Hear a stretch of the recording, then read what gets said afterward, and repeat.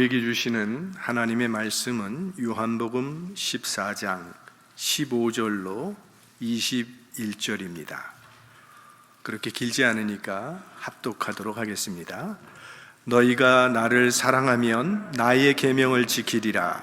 내가 아버지께 구하겠으니 그가 또 다른 보혜사를 너희에게 주사 영원토록 너희와 함께 있게 하시리니 저는 진리의 영이라. 세상은 능히 저를 받지 못하나니 이는 저를 보지도 못하고 알지도 못함이라. 그러나 너희는 저를 아나니 저는 너희와 함께 거하심이요 또 너희 속에 계심이라. 내가 너희를 고아와 같이 버려두지 아니하고 너희에게로 오리라. 조금 있으면 세상은 다시 나를 보지 못할 터이로되 너희는 나를 보리니 이는 내가 살았고 너희도 살겠음이라. 그날에는 내가 아버지 안에 너희가 내 안에 내가 너희 안에 있는 것을 너희가 알리라. 나의 계명을 가지고 지키는 자라야 나를 사랑하는 자니 나를 사랑하는 자는 내 아버지께 사랑을 받을 것이요 나도 그를 사랑하여 그에게 나를 나타내리라. 아멘. 본문은 우리 예수님께서 십자가에 달리시기 전날 밤에 제자들에게 하신 말씀입니다. 그러니까 주님의 고별 설교를 지금 어제서부터 계속 우리가 살펴보고 있는데요. 15절 말씀을 다시 보면 너희가 나를 사랑하면 나의 계명을 지키리라 하셨습니다. 그러니까 예수님을 믿는다는 것은 예수님을 사랑하는 것이고 예수님을 사랑한다고 하는 것은 예수님께서 주신 계명을 지키는 것입니다. 이렇게 말씀하고 계십니다. 이게 예수님께서 하나님과의 관계에서 보여주신 모습입니다. 예수님께서는 하나님 아버지의 뜻에 순종해서 이 땅에 오셨고 아버지의 계명을 지키시면서 사시다가 마지막에는 하나님의 뜻에 의해서 그 뜻을 따라 십자가를 지셨습니다. 그게 예수님께서 하나님을 사랑하신다고 하는 증거가 된다는 것이죠. 우리는 부모가 나를 사랑한다는 말을 하지 않아도 사랑하고 있음을 압니다. 부모님이 내게 베풀어 주신 그 사랑의 수고가 말보다 더 확실하게 사랑을 증거하고 있기 때문이죠. 그러니까 사랑은 행동으로 나타난다는 것입니다. 주님을 사랑한다는 것은 구호나 감정의 변화에서 그치는 것이 아니라 주님의 말씀을 따라 사는 것이라는 것을 요한복음은 계속 강조를 합니다. 21절 말씀을 또 보면 이렇게 되어 있어요. 나의 계명을 가지고 지키는 자라야 나를 사랑하는 자니 나를 사랑하는 자는 내 아버지께 사랑을 받을 것이요 나도 그를 사랑하여 그에게 나를 나타내리라. 예수님께서는 주님을 사랑하는 것과 주님의 계명을 지키는 것을 지금 동일시하고 계십니다. 그러니까 우리가 아무리 주님 사랑합니다 찬양을 하고 고백을 해도 계명을 지키지 않는다면 그건 사랑이 아니라고 말씀하고 계신 것이죠. 요한복음은 이 믿음은 사랑이라고 하는 것, 그리고 사랑은 행함이라고 하는 것을 계속 강조합니다. 근데 그 이유가 있습니다. 마태, 마가, 누가, 요한이 사복음 중에 요한복음이 가장 마지막에 쓰여진 책이고 약 주후 90년경에 기록된 책이 요한복음입니다. 초대교회가 시작된 것은 예수 그리스도의 부활의 기점으로 시작됐으니까 약 30년, 주후 30년경에 예루살렘 초대교회가 출발을 한 거죠. 그러니까 요한이 요한복음을 기록할 때는 초대교회가 세워진 지 60년이 경과한 후에 요한복음을 기록한 것입니다. 그러니까 교회가 세워지고 한 60년의 세월이 흐르니까 믿음과 삶이 일치하지 않는 그리스도인들이 많이 생겼다는 거죠. 우리가 사도행전에서 보면 정말 믿음과 삶이 일치하는 능력 있는 그리스도인들을 많이 접할 수 있는데 한 90년, 60년이 교회가 세월이 흐르니까 그런 사람을 찾기가 힘들었다는 것입니다. 그래서 요한은 참 믿음이란 행함이라는 것을 거듭 강조하고 있습니다. 교회가 시작된 지 이제 2000년이 지난 우리의 모습은 얼마나 더 주님의 말씀과 동떨어진 삶을 살고 있습니까? 그래서 우리는 더욱 이 말씀에 귀를 기울여야만 합니다. 주님을 믿는다면 주님의 말씀대로 살아야 하고 주님을 사랑한다면 주님의 계명을 지켜야 합니다. 일본 선교사님에게 들은 이야기인데요. 일본 사람들은 거의 대부분 99%가 신토라고 합니다. 종교가. 근데 그건 종교가 아니라 거의 문화예요. 그리고 아주 혼합 종교로 돼 있는데 이 일본의 젊은이들은 결혼식을 교회에서 하는 것이 유행이라고 합니다. 그래서 어떻게 결혼을 또 교회에서 하냐고 했더니 예수님을 믿어서 교회에서 하는 것이 아니라 잡지에서 서양 사람들이 결혼식 하는 사진들을 보는데 굉장히 멋있게 나오는데 대부분 그 교회를 배경으로 그 결혼을 하는 걸 보고 야, 교회가 참 아름답구나 해서 교회를 빌려서 거기서 결혼식을 올리려고 하는 거죠. 그래서 일본인은 태어날 때는 신사에서 축하하고 결혼식은 교회에서 하고 죽어서는 절에 묻힌다는 그런 말이 생겼습니다. 여기 가까운 우리 라스베가스에는 웨딩 채플이라는 데가 있지 않습니까? 아주 그 예배당이 아름답게 세워진 그런 교회인데 예배는 드리지 않습니다. 대신 여행 중에 눈이 맞은 남녀가 그저 그 교회를 찾아가서 배를 누르면 목사라고 하는 사람이 나와서 돈 받고 즉석에서 결혼 주례를 하는 곳입니다. 그래서 이거 정말 목사인가 하고 제가 좀 찾아봤어요. 그랬더니 유니버설 라이프 처치라고 하는 기관에 속한 목사인데 그 기관이 어떤 기관인가 살펴보니까 거기는 결혼 주례하는 라이센스를 주는 그런 목사를 만들어내는 그런 기관이더라고요. 그러니까 신학교에 이런 건 전혀 없어요. 그래서 어떤 사람들이 멤버인가 봤더니 여러분이 잘 아는 비틀즈의 멤버 중에 폴 맥카트니, 그 사람도 거기 목사고요. 그리고 미국의 유명한 가수 레이디 가가라고 여러분 들어보셨죠? 그 사람, 그 여자도 거기 목사고, 또 프로레슬러였던 락, 이 버판 이 사람도 거기 목사로 돼 있더라고요. 그거 지금 거기서 결혼 주례하는 목사님은 약 8,000번 결혼 주례를 했대요. 그래서 계산을 했더니 1년 365일 하루도 빠짐없이 결혼 주례를 해도 20년을 더해야 8,000번이 되는 겁니다. 아무리 예배당을 아름답게 꾸미고 중앙에 십자가를 내걸었다 할지라도 그런 교회를 교회라고 할 수는 없습니다. 정말 초라한 다락방이라 할지라도 말씀대로 살아가는 사람이 있다면 그곳이 주님의 교회죠.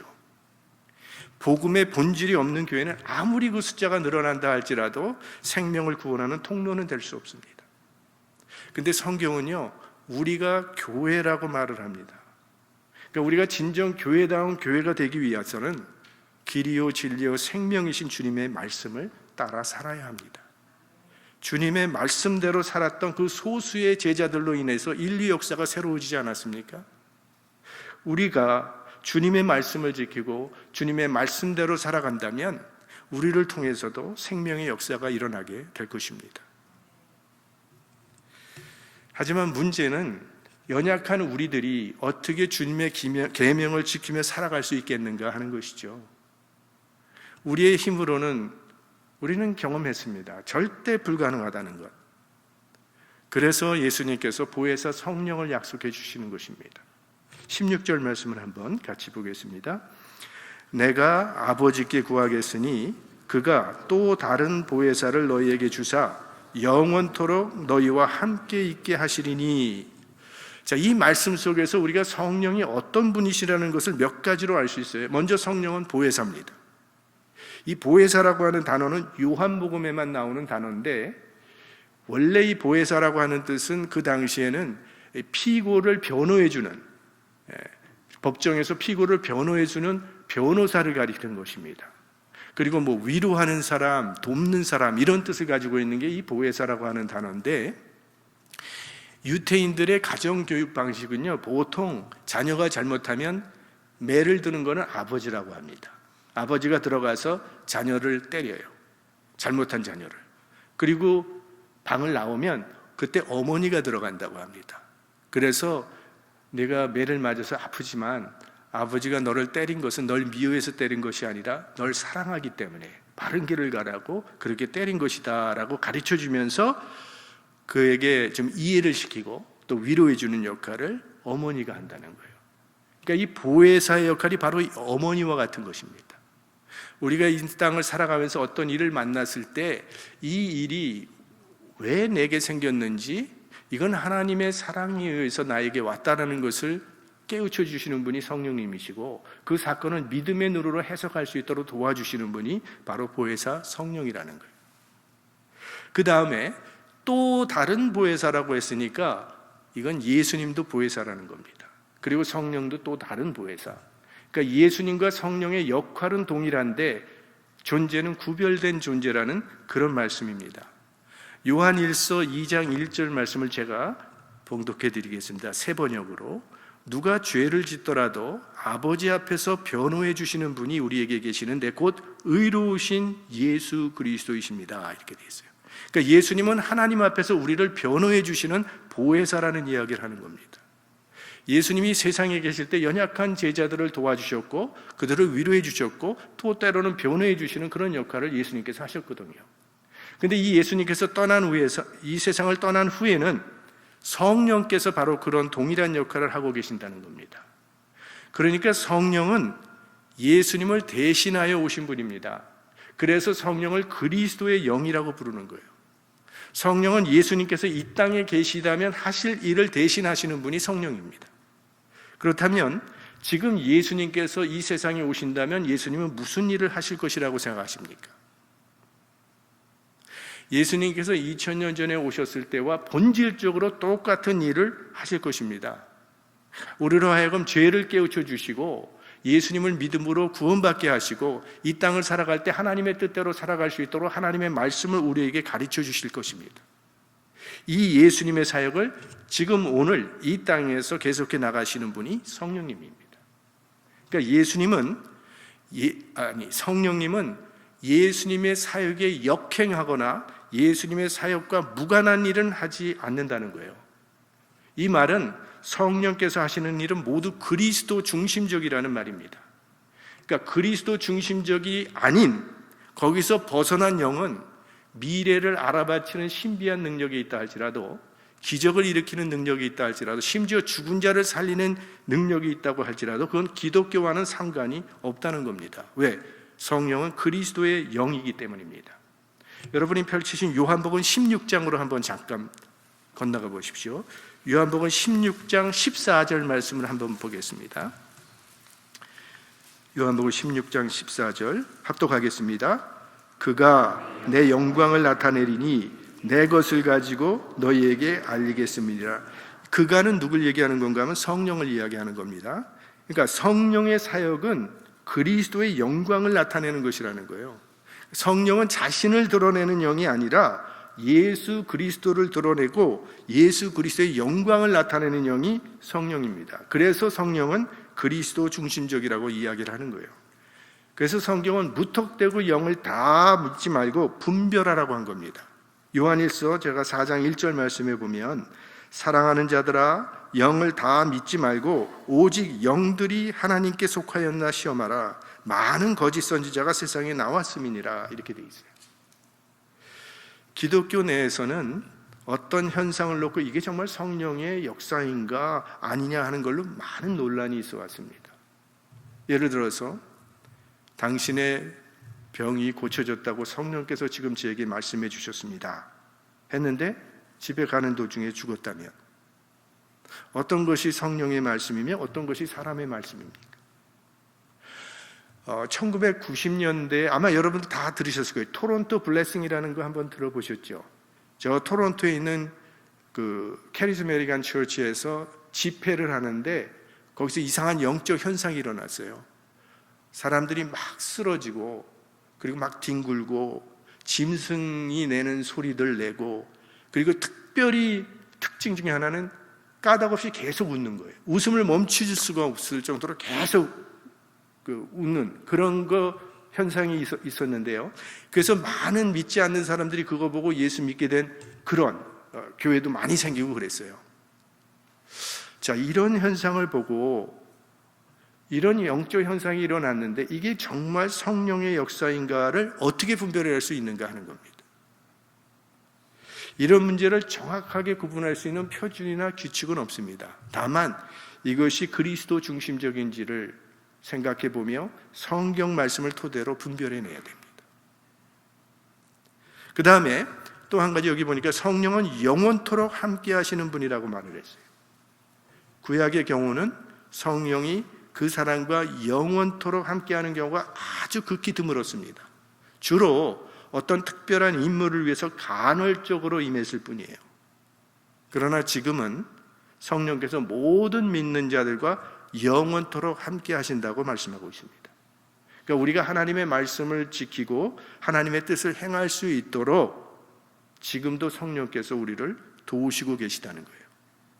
악한 세상 속에서 하나님의 사람으로 살아갈 수 있도록 성령께서 우리를 도우시고 계십니다. 우리가 이만큼이라도 신앙생활 할 수 있는 것은요, 성령께서 우리를 도우시고 계시기 때문입니다. 17절 말씀을 한번 또 같이 보겠습니다. 저는 진리의 영이라 세상은 능히 저를 받지 못하나니 이는 저를 보지도 못하고 알지도 못함이라.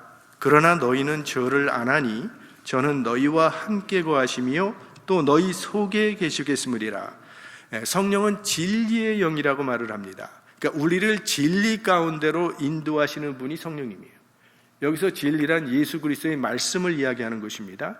성령은 우리를 성경 속으로 인도하신다는 거예요. 그리고 성경을 사랑하도록 인도하시는 분이 성령입니다.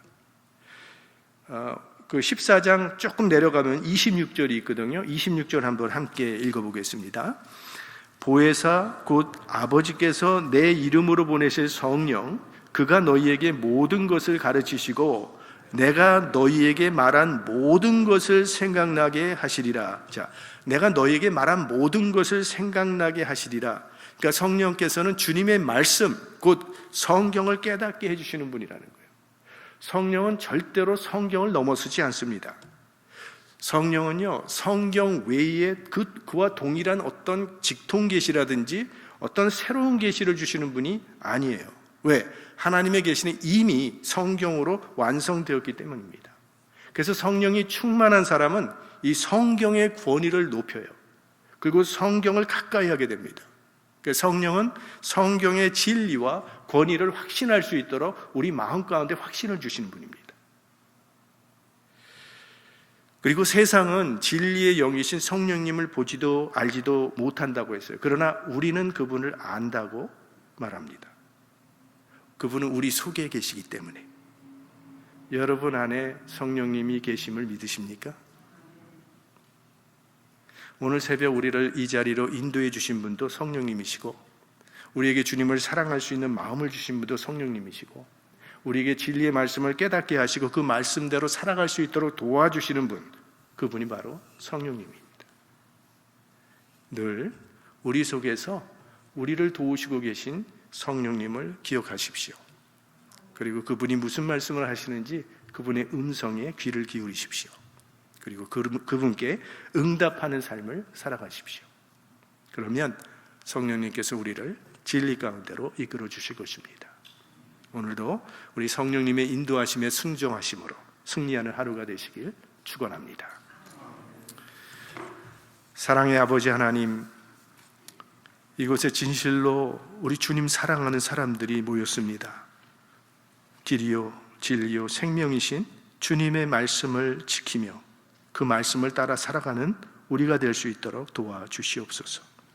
연약한 우리지만 우리를 돕기 위하여 성령님을 보내주심을 감사드립니다.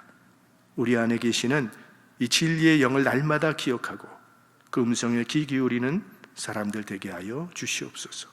보혜사 성령님의 도우심으로 날마다 승리하는 기쁨을 맛보는 하나님의 사람들 될 수 있도록 축복하여 주시옵소서. 우리 구주 예수님의 이름으로 기도드립니다. 아멘.